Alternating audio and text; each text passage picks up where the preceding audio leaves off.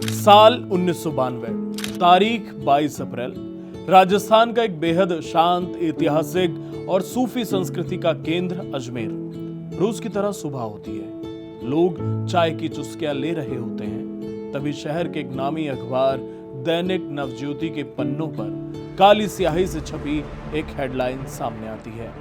Headline थी, बड़े नेताओं की बेटियां ब्लैकमेल की शिकार होती हैं। इस एक लाइन को पढ़ते ही पूरा शहर दंग रह जाता है। स्कूल जाने वाली लड़कियों की माताओं के चेहरे का रंग उड़ जाता है और रसूखदार राजनीतिक गलियारों में फोन की घंटियां घनघनाने लगती हैं। लोग हैरान थे, परेशान थे, क्योंकि किसी को अंदाजा नहीं था कि जिस शहर को लोग आस्था और पवित्रता का केंद्र मानते हैं, उसी शहर के आलीशान फार्म हाउसों में रात के अंधेरे में एक ऐसा घिनौना खेल चल रहा था जिसने एक या दो नहीं बल्कि सैकड़ों मासूम स्कूली बच्चियों की जिंदगी को हमेशा हमेशा के लिए नर्क बना दिया था।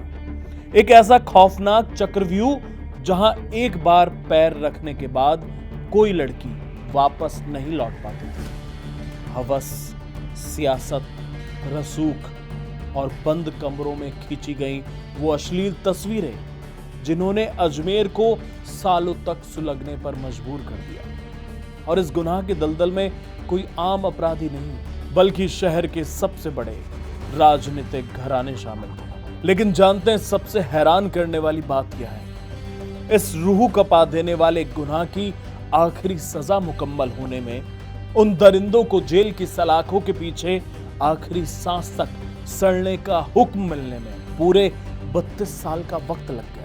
जी हां, 20 अगस्त 2024 को अदालत का वो आखिरी ऐतिहासिक फैसला आया जिसने इस 32 साल पुराने राज से अंतिम पर्दा उठाया है। आखिर क्या था वो चेन रिएक्शन जिसने अजमेर के नामी स्कूलों की लड़कियों को इस जाल में फंसाया?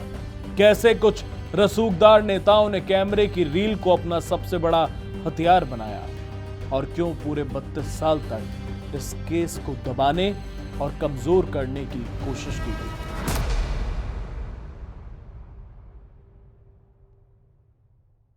नमस्कार, मैं हूं हर्ष और किस्से कहानियों के इस सनसनीखेज और गंभीर एपिसोड में हम इतिहास के उस डायरे का पन्ना पलटने जा रहे हैं जिसे अजमेर सेक्स स्कैंडल के नाम से जाना जाता है।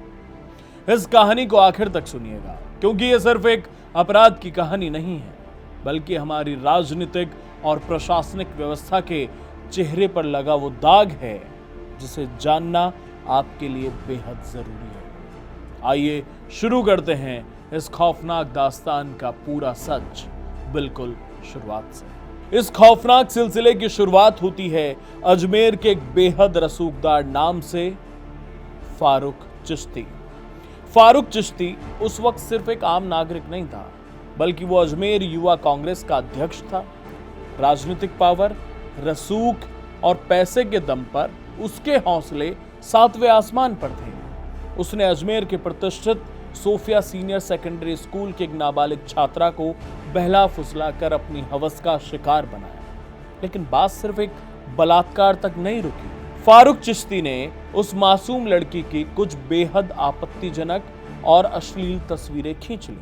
इन तस्वीरों को उसने अपना सबसे बड़ा हथियार बनाया। उसने उस लड़की को ब्लैकमेल करना शुरू कर दिया और धमकी दी कि अगर उसने अपने स्कूल की दूसरी लड़कियों को उससे नहीं मिलवाया तो वो ये तस्वीरें पूरे शहर में बांट देगा, उसे बदनाम कर देगा। एक डरी हुई, सहमी हुई मासूम लड़की इस सामाजिक कलंक और बदनामी के डर से उसकी बात मानने को मजबूर हो गई। उसने डर के मारे अपनी सहेलियों को उससे मिलवाना शुरू किया और देखते ही देखते ये एक ऐसा खतरनाक चेन रिएक्शन, या यूं कहें कि एक ऐसा दुष्चक्र बन गया जिसने अजमेर की दर्जनों, शायद सैकड़ों स्कूली छात्राओं को अपनी चपेट में ले लिया। जो भी लड़की इस जाल में फंसती, उसकी तस्वीर खींच ली जाती और फिर उसे अगली शिकार ढूंढने के लिए मजबूर किया जाता। ये पूरा खेल आर्थिक और राजनीतिक रूप से समाज के सबसे ऊंचे पायदानों पर बैठे लोगों द्वारा खेला जा रहा था। इस घिनौने खेल में फारूक चिश्ती अकेला नहीं था, उसके साथ अजमेर कांग्रेस इकाई के तत्कालीन उपाध्यक्ष नफीस चिश्ती और संयुक्त सचिव अनवर चिश्ती भी शामिल था। इतना ही नहीं, इनमें से कई आरोपी अजमेर की प्रसिद्ध सूफी दरगाह के खादिम यानी कि केयर टेकर परिवारों से ताल्लुक रखते थे। वो लोग जिन्हें समाज में बेहद आदरणीय और धार्मिक रूप से प्रभावशाली माना जाता था, वे रात के अंधेरे में एक आलीशान फार्म हाउस के भीतर मासूमों की जिंदगी नीलाम कर रहे थे। महीनों तक यह गंदा खेल पर्दों के पीछे चलता रहा। मासूम लड़कियां रोज घुट घुट कर जी रही थी। कई तो इस कदर टूट चुकी थी कि उन्होंने इस मानसिक प्रताड़ना को सहने के बजाय अपनी जिंदगी ही खत्म कर ली। लेकिन अप्रैल 1992 में अजमेर में क्षितिज पर एक ऐसा धमाका हुआ जिसने इस सन्नाटे को चीर कर रख दिया। स्थानीय हिंदी दैनिक अखबार दैनिक नवज्योति के एक जाबाज खोजी पत्रकार संतोष गुप्ता को इस काले धंधे की भनक लग चुकी थी। उन्होंने अपनी जान जोखिम में डालकर सबूत जुटाए और अखबार में एक सनसनीखेज रिपोर्ट प्रकाशित की। इस रिपोर्ट का शीर्षक वही था जिसने पूरे शहर की नींद उड़ा दी थी। बड़े नेताओं की बेटियां ब्लैकमेल की शिकार होती हैं। इस एक रिपोर्ट ने पूरे राजस्थान ही नहीं बल्कि देश की राजधानी दिल्ली तक को हिला कर रख दिया। रिपोर्ट में दावा किया गया कि अजमेर के नामी स्कूलों और कॉलेजों में पढ़ने वाली करीब 100 से लेकर 250 तक लड़कियां इस भयानक रैकेट का शिकार हो चुकी हैं। आरोपी इन लड़कियों को शहर के बाहर बने सुनसान फार्म हाउसेस पर ले जाते, उनके साथ सामूहिक दुष्कर्म करते, कैमरे में उनकी नग्न तस्वीरें कैद करते और फिर उन तस्वीरों के जरिए उन्हें ताउम्र घुटने टेकने पर मजबूर कर देते। जैसे ही ये खबर छपी, अजमेर के बाजारों में, गलियों में सन्नाटा पसर गया और फिर वो सन्नाटा एक भयंकर गुस्से में बदल गया। लेकिन इस गुस्से के साथ ही शुरू हुआ व्यवस्था का वो घिनौना खेल जो अक्सर ऐसे बड़े मामलों में देखने को मिलता है। खबर सामने आते ही आरोपियों के रसूखदार परिवारों में हड़कंप मच गया। राजनीतिक और प्रशासनिक गलियारों में बैठे उनके आका एक्टिव हो गए। पीड़ितों के परिवारों को खुलेआम धमकियां दी जाने लगी। बदनामी और जान के डर से कई परिवार रातों रात अजमेर छोड़कर दूसरे शहरों में भाग गए। अजमेर के लोगों के लिए सबसे बड़ा सदमा यह था कि इसमें दरगाह के खादिमों के परिवारों के नाम शामिल थे, जो खुद को सूफी संत ख्वाजा मोइनुद्दीन चिश्ती के मूल अनुयायियों के वंशज बताते थे। मामला इतना संवेदनशील था कि स्थानीय पुलिस और प्रशासन कार्रवाई करने से हिचकिचा रहा था। उस समय राजस्थान में भैरों सिंह शेखावत मुख्यमंत्री थे। जैसे ही यह रूह कपा देने वाला मामला मुख्यमंत्री शेखावत के संज्ञान में आया, उन्होंने बिना एक पल गवाए पुलिस और जांच अधिकारियों को सख्त से सख्त निर्देश दिए। उनका साफ संदेश था, मुजरिम चाहे कितना भी रसूखदार हो, उसे पाताल से भी ढूंढ कर निकालो, किसी को बख्शा नहीं जाएगा। मुख्यमंत्री अपराधियों को सलाखों के पीछे भेजने के लिए पूरी तरह प्रतिबद्ध थे, लेकिन जमीन पर हकीकत बहुत पेचीदा थी। सालों से जमे स्थानीय पुलिस और प्रशासन के कुछ आला अधिकारी आरोपियों के राजनीतिक रसूख और पुरानी व्यवस्था के दबाव में आकर ढुलमुल रवैया अपना रहे थे। इसी प्रशासनिक सुस्ती का फायदा उठाकर आरोपियों ने कई सबूतों और नेगेटिव्स को नष्ट करने की साजिश रची। प्रशासन के भीतर बैठी इसी काली भेड़ और चुप्पी को उजागर करने के लिए पत्रकार संतोष गुप्ता ने दोबारा अपनी कलम उठाई और एक तीखी रिपोर्ट छापी, जिसका शीर्षक था, छात्राओं को ब्लैकमेल करने वाले कैसे आजाद रह गए। बात यहीं खत्म नहीं हुई। खोजी पत्रकारिता में यह बात भी सामने आई कि राज्य की सीआईडी के कुछ स्थानीय विंग्स को इस मामले की भनक पिछले कुछ महीनों से थी, लेकिन निचले स्तर के भ्रष्ट तंत्र ने इस संवेदनशील जानकारी को ऊपर तक पहुंचने ही नहीं दिया। दरअसल आरोपियों का ताल्लुक मुख्य रूप से कांग्रेस के शक्तिशाली नेताओं और रसूखदार परिवारों से था, जिसके कारण स्थानीय स्तर पर फाइलों को दबाने और तुष्टीकरण की राजनीति के तहत मामले को सांप्रदायिक रंग देने की कोशिश की जा रही थी। लेकिन मुख्यमंत्री भैरों सिंह शेखावत ने इस पूरे राजनीतिक और प्रशासनिक ढर्रे को ध्वस्त करने का फैसला किया। जैसे ही व्यवस्था की यह सुस्ती मुख्यमंत्री के सामने बेनकाब हुई, उन्होंने तुरंत कड़ा रुख अपनाते हुए स्थानीय पुलिस से केस छीन लिया और इसे सीआईडी सीबी की एक विशेष उच्च स्तरीय टीम को सौंप दिया। ताकि रसूखदार अपराधियों का बचना नामुमकिन हो सके। दैनिक नवज्योति के तत्कालीन संपादक दीनबंधु चौधरी ने बाद में स्वीकार किया था कि स्थानीय कानून व्यवस्था संभालने वाले अधिकारियों को इस रैकेट के बारे में खबर छपने से करीब 1 साल पहले से सब पता था, लेकिन उन्होंने स्थानीय राजनेताओं के दबाव में फाइलें दबा कर रखी थी। राजनेताओं का तर्क था कि अधिकांश आरोपी एक विशेष समुदाय से हैं और अधिकांश पीड़ित लड़कियां हिंदू समुदाय से हैं, इसलिए अगर कोई कार्रवाई की गई तो अजमेर में बड़े पैमाने पर सांप्रदायिक दंगे भड़क सकते हैं। इसी सांप्रदायिक तनाव के डर और राजनीतिक तुष्टीकरण के चक्कर में न्याय का गला घोटा जाता रहा। जनता का गुस्सा जब सड़कों पर फूटा तब जाकर प्रशासन नींद से जागा। तत्कालीन जिला कलेक्टर अदिति मेहता और पुलिस अधीक्षक एमएन धवन ने वकीलों और शहर के गणमान्य लोगों के साथ बैठक की। इस बैठक में दक्षिणपंथी संगठनों के नेता और विश्व हिंदू परिषद के पदाधिकारी वीर कुमार भी शामिल थे, जिन्होंने दबाव बनाया कि आरोपियों को किसी भी कीमत पर रियायत ना मिले। इसके बाद प्रशासन ने कुछ आरोपियों को राष्ट्रीय सुरक्षा कानून यानी एनएसए के तहत जेल भेजा। लेकिन इसी बीच पुलिस विभाग के ही एक बड़े अधिकारी पुलिस महानिरीक्षक ओमेंद्र भारद्वाज ने एक प्रेस कॉन्फ्रेंस में ऐसा बयान दे दिया जिसने आग में घी का काम किया। उन्होंने दावा किया कि यह घोटाला उतना बड़ा नहीं है जितना कि मीडिया में बढ़ा चढ़ाकर दिखाया जा रहा है। उन्होंने उन पीड़ित लड़कियों के चरित्र पर ही सवाल उठा दिए और उनके चरित्र को संदिग्ध बता दिया। शुरुआत में अजमेर जिला पुलिस ने तत्कालीन उपाधीक्षक हरिप्रसाद शर्मा के नेतृत्व में एफआईआर दर्ज की थी, जिसमें साफ लिखा था कि प्रभावशाली लोग स्कूली छात्राओं को जाल में फंसाकर उनका यौन शोषण कर रहे हैं। 31 मई 1992 को वरिष्ठ आईपीएस अधिकारी एन.के. पाटनी के नेतृत्व में सीआईडी की टीम अजमेर पहुंची।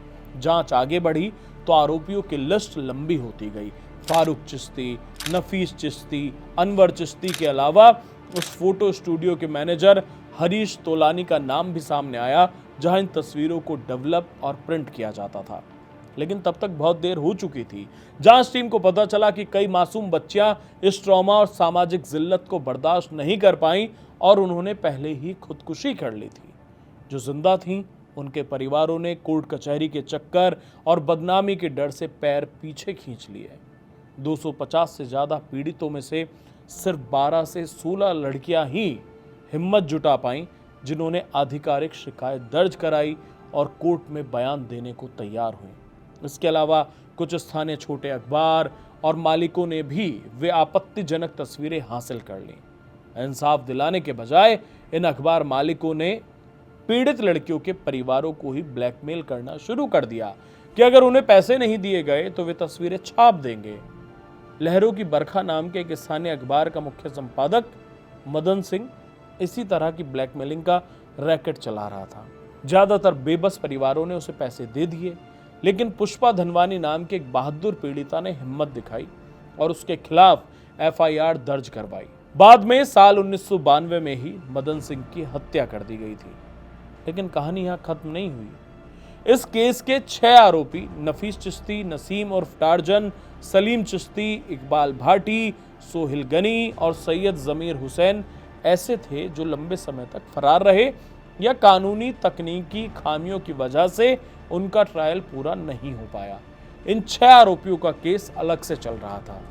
इस अंतिम ट्रायल को अंजाम तक पहुंचाना किसी एवरेस्ट फतेह करने जैसा था। Additional director of prosecution Virendra Singh Rathore ने इस केस की कमान संभाली। 32 साल बाद सबूतों को दोबारा अदालत के सामने पेश करना, 1992 की उन मेडिकल रिपोर्ट्स और डीएनए सैंपल्स को सहेज कर रखना एक बहुत बड़ी चुनौती थी। सबसे दुखद बात यह थी कि जब 32 साल बाद इन बूढ़े हो चुके मुजरिमों के सामने बयान दर्ज कराने के लिए उन पीड़ित महिलाओं को बुलाया गया जो 50 साल की उम्र पार कर चुकी थीं, तो वे अंदर से कांप उठी। अदालत के कमरों में आरोपी उन्हें देखकर मुस्कुरा रहे थे, जो कि इन पीड़ितों के लिए एक भयानक मानसिक प्रताड़ना थी। पुलिस ने बड़ी मुश्किल से 16 पीड़ित महिलाओं को ट्रैक किया, जिनमें से सिर्फ 6 कोर्ट पहुंच पाई थी और समाज के डर से उनमें से भी 3 अपने बयानों से मुकर गई। एक पीड़िता ने रोते हुए हाथ जोड़कर जांच टीम से कहा था कि अब मेरी पोती पोतियां हैं, मेरा भरा पूरा परिवार है, खुदा के लिए मुझे दोबारा उस नरक में मत खींचिए, मेरा परिवार बर्बाद हो जाएगा। लेकिन बची हुई 3 बहादुर महिलाओं के अडिग बयानों और अभियोजन पक्ष की कड़ी मेहनत के दम पर आखिरकार 20 अगस्त 2024 को विशेष अदालत के न्यायाधीश रंजन सिंह ने ऐतिहासिक फैसला सुनाया। उन्होंने नफीस चिश्ती, नसीम उर्फ टार्जन, सलीम चिश्ती, इकबाल भाटी, सोहेल गनी, सैयद जमीर हुसैन को दोषी करार देते हुए आखिरी सांस तक जेल में रहने यानी आजीवन कारावास की सजा सुनाई और 5 लाख रुपए का जुर्माना लगाया। 32 साल बाद आया ये फैसला न्यायपालिका में भरोसे को जरूर जगाता है, लेकिन ये हमें सोचने पर भी मजबूर करता है कि जिन लड़कियों की जवानी, जिनका करियर, जिनकी शादियां और जिनका मानसिक सुकून इस स्कैंडल की वजह से हमेशा के लिए खत्म हो गया, क्या उन्हें उनकी जिंदगी वो समय वापस मिल पाएगा? कोर्ट ने पीड़ितों के लिए आर्थिक मुआवजे का प्रावधान जरूर किया है, लेकिन समाज ने उन्हें जो गहरे जख्म दिए हैं वे शायद कभी नहीं भरेंगे। अजमेर सेक्स स्कैंडल भारत के इतिहास का वो काला अध्याय है जो हमेशा याद दिलाता रहेगा कि जब सत्ता, धर्म और रसूख का गंदा गठजोड़ होता है तो उसकी कीमत देश की मासूम बेटियों को चुकानी पड़ती है। उम्मीद है कि इस फैसले से उन रसूखदार दरिंदों के दिलों में खौफ पैदा होगा जो सोचते हैं कि वे अपने प्रभाव के दम पर कानून से बच सकते हैं। किस्से कहानियों के इस एपिसोड में बस इतना ही। इस गंभीर और ऐतिहासिक दास्तान पर आपकी क्या राय है, हमें कमेंट बॉक्स में जरूर बताइए। चैनल सब्सक्राइब करना ना भूलें। धन्यवाद।